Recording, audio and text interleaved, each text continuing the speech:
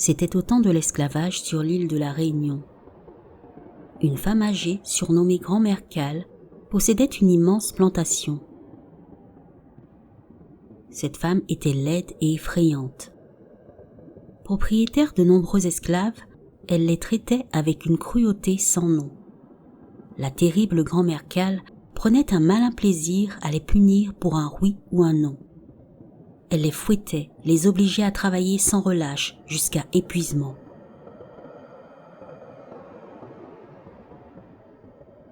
Pour mieux avoir le contrôle sur ces derniers, un jour, elle décida de ramener une nouvelle recrue à la plantation.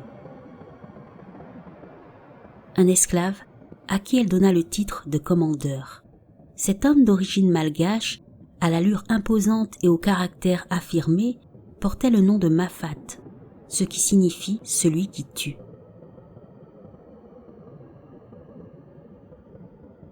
Après quelque temps à la plantation, l'homme put observer la méchanceté avec laquelle cette sorcière traitait ses camarades et ne pouvait plus le tolérer.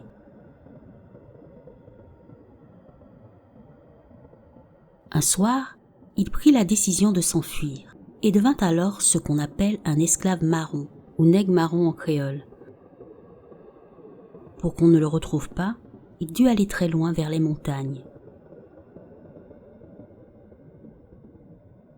Courageux, il marcha encore et encore durant des jours, jusqu'à ce qu'il découvre un lieu paradisiaque, où il y avait une rivière gorgée de poissons et autres crustacés, ainsi que des arbres fruitiers.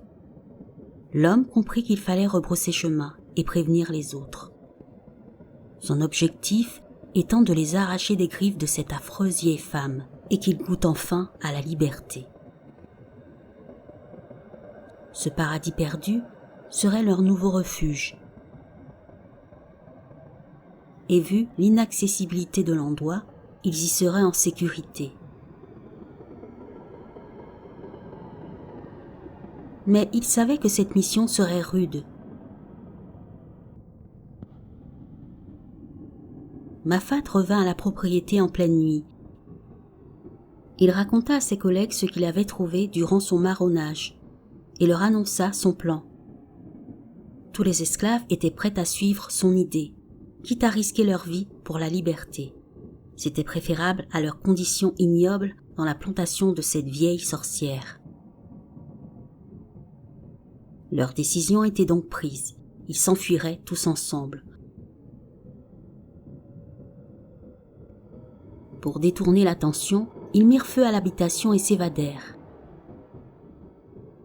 Malheureusement, il y avait un traître parmi eux qui n'hésita pas à les dénoncer, car c'était un lâche qui avait bien trop peur de Grand-Mère Cale.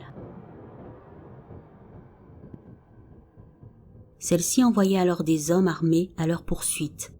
Les fugitifs furent traqués et ramenés, certains vivants, d'autres malheureusement morts. Mafat réussit tout de même à s'échapper. Et l'homme rempli de haine n'avait qu'une idée en tête, la vengeance. Il décida que cette femme ne ferait plus de mal à personne et qu'il la tuerait. Mafat connaissait bien les plantes et leurs pouvoirs multiples.